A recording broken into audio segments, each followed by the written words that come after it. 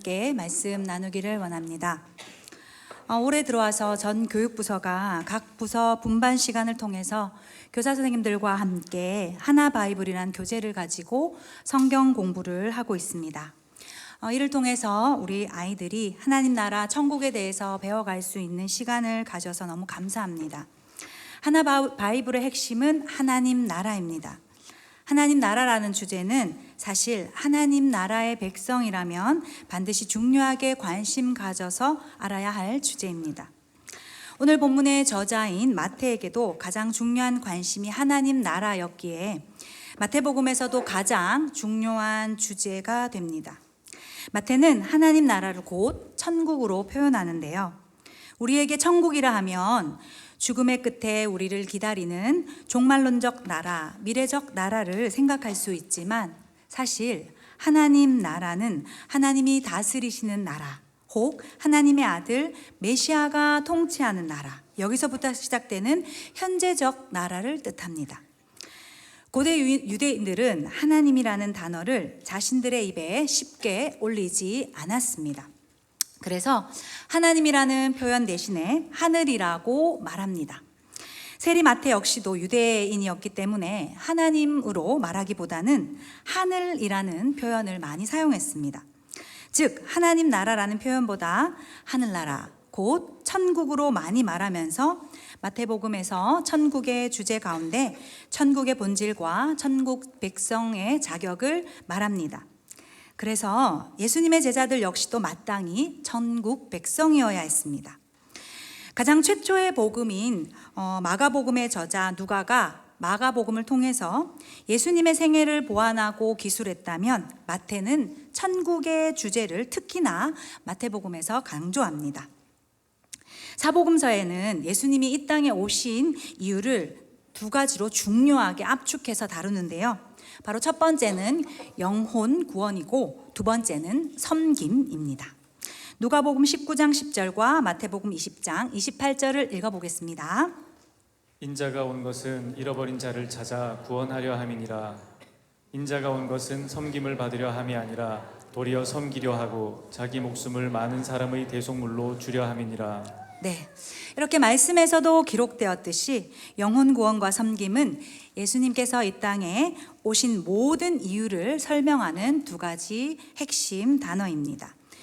그렇기에 오늘 본문에서 우리가 저희들이 함께 본 포도원 품꾼 비유 역시도 섬김과 아주 깊이 관련된 본문입니다. 그러니까 하나님 나라 포도원이 바로 우리의 섬김이 펼쳐질 곳이라는 것입니다. 그럼 여기서 한 가지 우리가 질문을 해봐야 합니다. 과연 하나님 나라 포도원을 어떻게 우리가 섬길 것인가 라는 것입니다. 왜냐하면 섬기다가 넘어지고 섬기다가 시험 받는 일꾼들이 많기 때문입니다. 오늘 본문 마태복음 20장 11절을 다시 한번 읽어보겠습니다. 받은 후 집주인을 원망하여 이르되. 네, 여기 집주인을 원망한 품꾼들은 포도원에 아침 일찍부터 도착해서 일한 사람들이었습니다. 이른 아침, 그러니까 오전 9시를 말하는데요. 성경에서의 3시는 유대인의 시간이기 때문에 여기에 6을 더해야 우리나라 시간이 나옵니다. 우리 시간이 나옵니다. 오전 9시에, 그러니까 점심 12시도 되기 전에 오전 일찍부터 와서 일한 사람들을 말합니다. 그런데 오후 3시, 오후 5시에 도착해서 불과 3시간 또는 1시간 정도 일한 사람들과 아침 일찍부터 일한 자신과 같은 수당을 받게 되니까 원망이 불평과 불만으로 터져나온 상황입니다. 그렇다면 이들은 왜 도대체 원망을 했을까요? 또 원망 없이 섬김을 온전히 실천하기 위해서 하나님 나라 천국 시민으로서 우리가 가져야 할 의식은 무엇이 있을까요? 함께 살펴보기를 원합니다. 먼저 첫 번째로는요, 은총 의식을 가지고 있어야 원망하지 않습니다. 은총 의식은 곧 은혜 의식입니다. 그럼 은혜 의식의 반대는 무엇일까요? 거래 의식입니다. 흥정을 말합니다. 하나님 나라 포도원에는 이 두 가지 반대되는 의식을 늘 가지고 섬기는 사람들이 공존하고 같이 있다는 것입니다. 예수님께서 오늘 본문에 기록된 포도원 품꾼의 비유를 제자들에게 천국에 비추어서 말씀하신 동기가 있습니다. 이는 예수님의 수제자인 베드로의 질문에서 우리가 알 수 있는데요. 오늘 본문 전장인 마태복음 19장 27절을 한번 보겠습니다. 이에 베드로가 대답하여 이르되 보소서 우리가 모든 것을 버리고 주를 따라 싸운데 그런즉 우리가 무엇을 얻으리이까? 네, 그러니까 베드로의 이 질문에 비추어진 제자 베드로의 생각 가운데 지배한 것은 바로 거래의식입니다. 한마디로 딜을 하자는 겁니다. 예수님을 따르기 위해서 나는 배도 버렸고 그물도 버렸고 가족과 친구들과도 즐거운 시간을 다 버리고 희생했으니 과연 내게 돌아올 대가는 무엇이냐라는 것입니다. 자기가 희생한 만큼 대가를 달라는 것이죠. 먼저 온 포도원의 품꾼들 역시도 이러한 생각으로 주인이 불러줬다는 것을 잊어버렸습니다. 포도원의 주인이 불러주신 그 자체가 얼마나 큰 은혜인지를 잊었던 것입니다. 그럼 오늘 일찍 온 포도원 품꾼들이 포도원 주인이 불러주기 전에는 과연 어떠한 상태였을까요? 오늘 본문 3절입니다. 다시 한번 보겠습니다. 또 제3시에 나가보니 장터에 놀고 서 있는 사람들이 또 있는지라. 네, 성경은 분명히 놀고라는 단어를 기록해 놓습니다. 일찍 온 품꾼들은 포도원 주인에게 부름받기 전에는 놀고 있었다고 되어 있습니다. 그런데 이 놀고라는 단어가 오늘 본문 6절에서 또 한 번 다시 나옵니다. 읽어보겠습니다. 제11시에도 나가보니 서 있는 사람들이 또 있는지라. 이르되 너희는 어찌하여 종일토록 놀고 여기 서 있느냐? 만약 그들이 포도원 품꾼으로 부름받지 못했다면 그저 인생을 무의미하게 시간을 보내면서 놀고 먹고 적당히 자기 라이프를 즐기며 삶을 낭비해 버린 사람들이었습니다. 포도원 주인이 포도원의 일꾼으로 불러주신 것, 그것이 바로 전적인 은혜인데 이 은총에 대한 마음을 가지고 있는 것이 가장 중요하다는 것입니다. 은총이라는 것은요, 받을 자격이 없는 사람들에게 베풀어지는 호의나 사랑을 말합니다. 그러니까 포도원의 주인은 굳이 그들을 일꾼으로 불러야 할 의무가 없었습니다.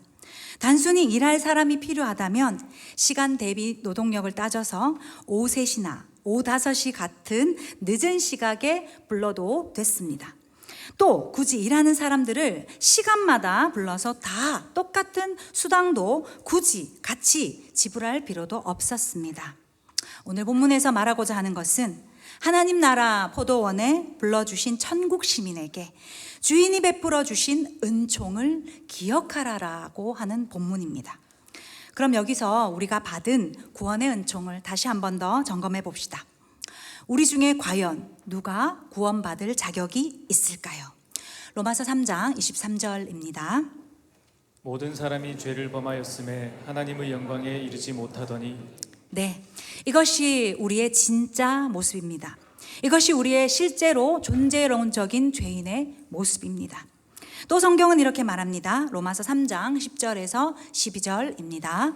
기록된 바 의인은 없나니 하나도 없으며 깨닫는 자도 없고 하나님을 찾는 자도 없고 다 치우쳐 함께 무익하게 되고 선을 행하는 자는 없나니 하나도 없도다. 네, 이랬던 우리가 예수님을 믿음으로 구원을 선물로 받았습니다. 에베소서 2장 8절 말씀입니다. 너희는 그 은혜에 의하여 믿음으로 말미암아 구원을 받았으니 이것은 너희에게서 난 것이 아니요 하나님의 선물이라. 아멘. 필립 얀시가 쓴 훌륭한 저서 중에 하나를 소개하면요, 놀라운 하나님의 은혜라는 책이 있습니다. 여기에 한 부분을 인용합니다. 영국에서 다양한 종교를 비교하는 종교학회가 열린 적이 있다고 합니다. 어떤 학자가 기독교를 성육신이라고 발표하자 다른 학자가 신이 인간이 되었다는 주장은 다른 종교에서도 정말 많다고 반론을 펼쳤습니다. 그러자 또 다른 학자가 기독교 신앙의 독특성은 부활이 아니겠냐라고 발표했습니다. 그러자 또다시 어떤 다른 학자가 죽은 자의 환생을 가르치는 종교는 기독교 말고도 있다라고 했습니다. 그런데 이때 유명한 옥스퍼드 C.S. 루이스 교수가 일어나서 하는 말이 기독교 신앙의 유일한 독특성은 그레이스, 은혜라고 주장하자 다른 학자들도 이의 없이 동의를 했다고 합니다. 받을 자격이 없는 사람들에게 조건 없이 일방적으로 베풀어지는 하나님의 사랑과 호의로 우리는 구원을 받았고, 이로 인해 우리는 믿음의 삶을 살고 있습니다. 만일 그 은총이 아니었다면 우리는 지금 에베소서 2장 3절의 말씀처럼 본질상 진노의 자녀로 살고 있었을 것입니다. 하나님을 대적하며 그분의 원수로 살고 있었을 것입니다. 지옥을 피할 수 없었을 것입니다. 구원받은 은총, 십자가의 은혜가 아니었다면 우리 삶의 목적도, 복음의 감격도, 영생의 소망도 몰랐을 것입니다. 그래서 이 하나님의 은총을 입는 순간부터 우리는 평생 감사하고 찬양하며 살 수 있는 것입니다. 그런데 이것을 잊어버리는 순간부터 우리는 더 채워주지 않는다고, 더 배부르게 하시지 않는다고, 더 높이 띄워주지 않는다고 또다시 원망하고 불평합니다. 그러므로 하나님이 우리에게 주신 은총에 대한 생각이 우리를 떠나면 다시 우리가 거래의식의 노예가 될 수 있다는 것입니다. 그렇게 우리 모두가 값싼 동정의식, 거래의식으로 넘어지는 것이 아니라 언제나 나 같은 자를 불러주신 그 하나님의 은총에 감사하는 마음을 가지고 겸손하게 섬기고 살아가는 천국 시민이 되기를 소망합니다. 두 번째로 천국 시민으로 갖춰야 될 의식은 동지의식입니다. 우리가 순간순간 불평과 원망 없이 섬김의 자리에 있기 위해서 필요한 생각 중 두 번째는 동지의식입니다. 담임 목사님께서 늘 많이 말씀하시는 단어입니다. 동지의식은 무엇일까요? 곧 동력자 의식입니다. 그럼 동력자의 반대는 무엇일까요? 라이벌, 경쟁자입니다. 포도원에서 제일 먼저 오전 일찍 일을 시작한 품꾼들의 원망의 모습을 한번 다시 살펴보겠습니다. 마태복음 20장 10절입니다. 먼저 온 자들이 와서 더 받을 줄 알았더니 그들도 한 데나리온씩 받은지라. 네, 먼저 온 품꾼들은 누구보다 더 많이 받을 줄 알았습니다. 뒷타임에 와서 일한 사람들보다 자기들이 더 많이 받을 거라고 당연히 여겼습니다. 그런데 오늘 말씀해 보니까 뒤에 와서 훨씬 적은 시간일지라도 그렇게 일한 사람들로 인하여서 오히려 더 많이 못 받았다고 불평하는 포도원의 품꾼들이 있습니다. 그러니까 먼저 온 자들은 나중 온 자들을 포도원의 동지가 아닌 라이벌로 착각하며 의식한 것입니다. 한국의 에세이집 중에 하나, 한국인의 의식구조라는 책에서요, 우리 한국인들이 이 땅에 어떤 나라의 사람들보다 더 민감한 그리고 예민한 경쟁의식을 가지고 살아간다고 합니다. 그런데 그 이유가 이 좁은 땅에서 일어나는 산업화 시대의 치열한 경쟁의식 때문이라고 지적하는데요. 이런 한국인을 가리켜서 독 속의 개라고 표현했습니다. 독 속의 개들은 다 독 밖으로 기어 나올 능력이 있지만 실제로는 한 마리로 기어 나오지 못한다고 합니다. 왜냐하면 한 마리의 개가 밖으로 나가려고 하면 다른 개가 그 뒷다리를 붙들고 늘어지기 때문입니다. 이런 개들의 모습을 가리켜서 내가 아닌 남이 잘 되는 것을 절대 보지 못하는, 소위 오전에도 목사님께서 말씀하셨는데 너 죽고 나 죽자, 이러한 라이벌 의식이 우리 한국인의 정신을 지배한다라고 되어 있습니다. 몇 해 전에 끝난 드라마 중에 스카이 캐슬이라는 드라마가 있었습니다. 이 드라마에서 풍자하는 것은요, 이 시대를 살아가는 한국인들에게 우리가 무엇을 위해 살아가야 하는지, 또 무엇을 가장 중요한 가치로 여기는지 심도 있게 질문을 했습니다. 드라마에서 나오는 부모들은 오직 그들의 자녀가 에스테 의대에 입학하는 것에 부모들의 모든 에고, 자아 실현을 만족하기 위해서 오직 한 가지의 목표에만 집중하고자 거짓 가면을 쓰고 살아갑니다. 수단과 방법은 가리지 않고 자녀들을 교육이라는 이름으로 입시 준비 기계로 만들어서 에스테 입학만이 목숨 걸 만한 가치라고 여기며 주입합니다. 지금 현재 일어나고 있는 한국인들의 자녀 교육에 있어서도 의대 지원을 위한 교육 열풍, 부모들이 자녀 인생의 최대 가치를 어디에 두는지 한번 보게 합니다. 만약 스카이캐슬에 나온 부모들이 하나님 나라의 가치를 따라서 자녀를 양육했다면 어떠했을까요? 저 역시도 반 아이들을 가르치면서, 아이들과 함께 하면서 친구들과 경쟁해서 이기는 것보다 친구들과 화목하고 하나가 되려고 하고, 함께 아름다운 반 공동체를 만들기 위해서 동지의식을 가지고 변화하려고 부단히 애쓰는 아이들을 보면, 그리고 그 아이가 보이면 너무 기쁘고 정말 행복합니다.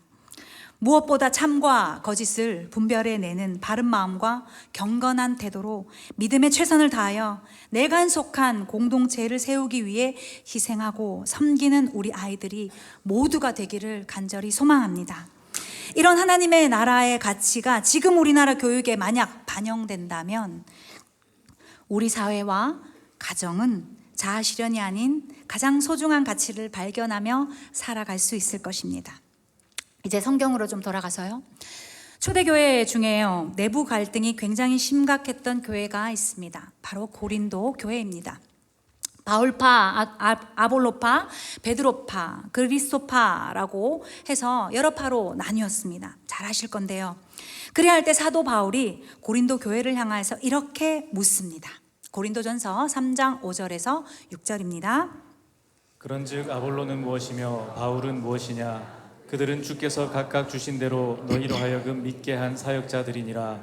나는 심었고 아볼로는 물을 주었으되 오직 하나님께서 자라나게 하셨나니. 네, 사도 바울의 리더십, 그의 사도적 리더십은 교회의 기초를 세우는데 도움이 된 것입니다. 그랬기에 그 기초 위에 말씀의 탁월한 은사를 가진 아볼로가 더 탄탄히 교회를 세워지도록 했습니다. 즉 아볼로의 리더십은 교회가 성장할 수 있도록 하나님께서 아볼로에게 주신 사도 바울과는 또 다른 은사라는 것입니다.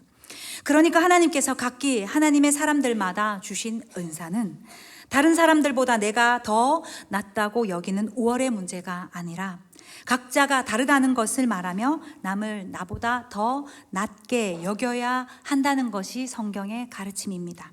고린도전서 3장 9절입니다.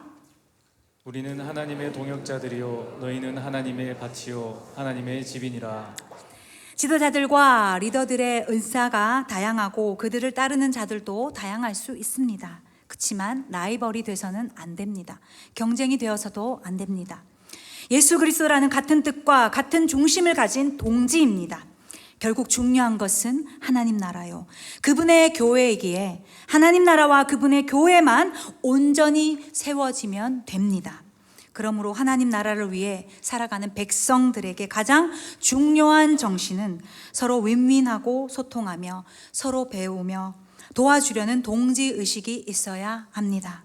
라이벌 의식이 아닌 모두가 함께 할 수 있는, 모두에게 덕이 되고 모두에게 기회가 있는, 모두가 성장할 수 있어 행복한 대응의 모든 동력자들이 다 되시기를 간절히 소망합니다.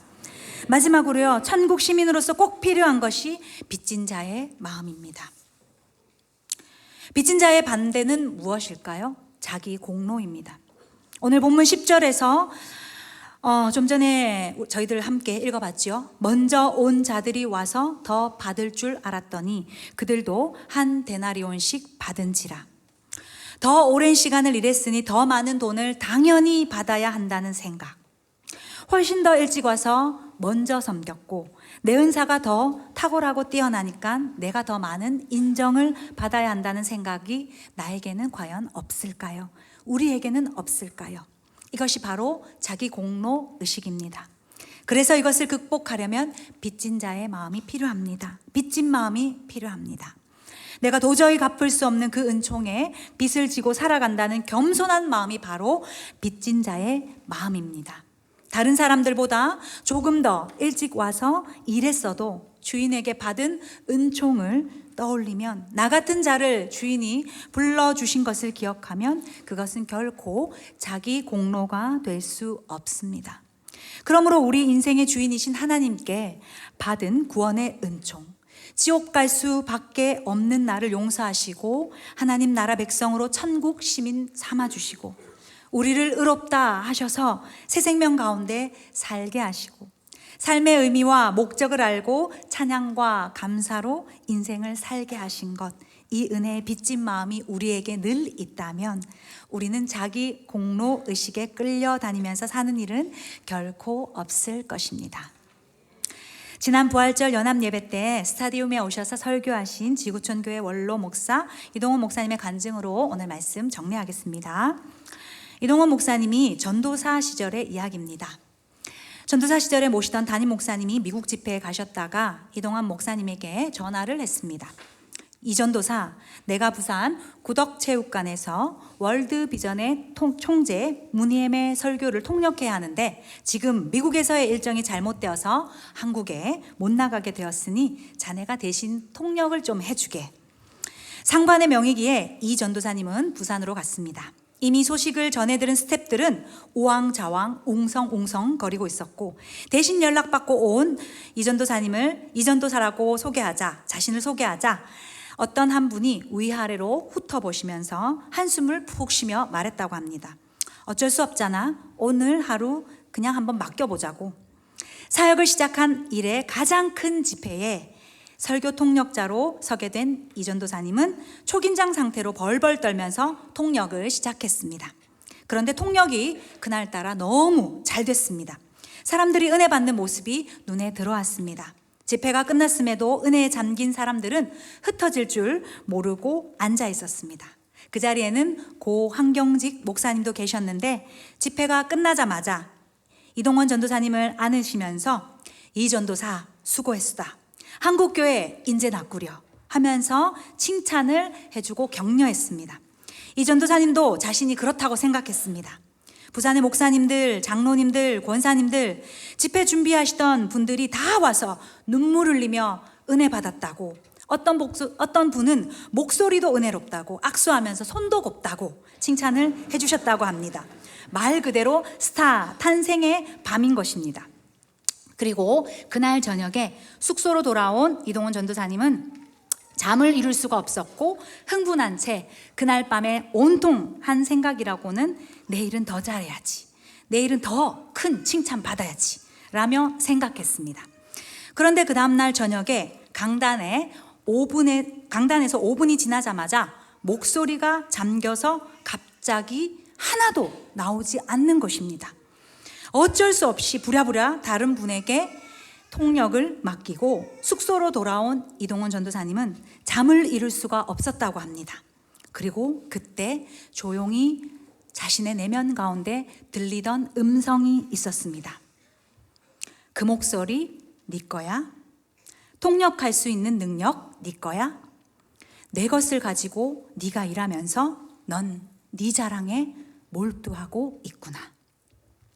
그날 밤 이동원 전도사님은 회개의 눈물로 침대를 온통 적시면서 하나님께서 그렇게 회개 기도할 때 주신 말씀이 있다고 합니다. 시편 115편 1절입니다. 여호와여, 영광을 우리에게 돌리지 마옵소서. 우리에게 돌리지 마옵소서. 오직 주는 인자하시고 진실하심으로 주의 이름에만 영광을 돌리소서. 아멘. 네, 우리 모두가 하나님께서 값없이 주신 구원의 은총, 십자가 복음의 빚진 자라는 것을 잊지 않고 한평생 불평과 원망 없이 서로 행복하게 섬기는 천국 시민이 되시기를 간절히 소망합니다. 교회는요, 이러한 천국 시민이 모여 있는 곳입니다. 또 천국 백성들이 함께 교제하는 예수 생명, 예수 제자 공동체입니다. 이로 인해 주님의 몸을 기억하고 주님의 몸을 기념하고 또 주님의 보혈을 기념하면서 다 함께 예배하는 거룩한 성도들의 공동체가 바로 교회입니다. 교회는요, 그리스도의 십자가 대속 사역으로 말미암아서 죄 사함 받은 사람들이 새롭게 태어나서 부활 생명 나누는 삶의 공동체입니다. 그리고 나아가서 하나님 나라입니다. 그렇게 오늘 말씀을 통해서 나눈 천국 시민 의식으로 말미암아 한평생 하나님의 이름에 영광을 돌리는, 그리고 하나님께만 영광 돌리는 우리 모든 대흥의 가족들이 되기를 간절히 소망합니다. 오늘은 말씀을 기억하면서요, 우리가 먼저 함께 기도하였으면 좋겠습니다. 살아계신 하나님, 저희들에게 오늘 말씀으로 또다시 새로운 깨달음을 허락해 주시니 참 감사합니다. 세상을 변화시키는 사람들은 위대한 사람들이 아닙니다. 위대한 하나님의 손에 붙들려서 하나님께 사용을 당하는 보통 사람들이 위대한 것입니다. 하나님, 우리가 해야 할 가장 위대한 일은 위대한 예수 그리스도를 믿는 믿음에서부터 나온다는 것을 우리가 잊지 않게 하여 주시옵소서. 하나님 나라와 교회가 온전히 세워지기 위해 스스로 필요한 사람이 되려고 아둥바둥거리며 애쓰는 것이 아니라 하나님께서 당신의 목적을 이루기 위해서 나를 필요로 하실 수 있도록 하나님을 감동시켜드리고 천국 시민의 의식으로 철저히 무장하는 내가 되게 하여 주시옵소서. 하나님께 받은 은총과 사랑을 잊지 않고 예수 그리스도의 생명을 나누는 동지가 되어서 언제나 복음의 빚진 자로 겸손히 살아가는 우리 모두가 되게 하여 주시옵소서. 함께 기도하겠습니다.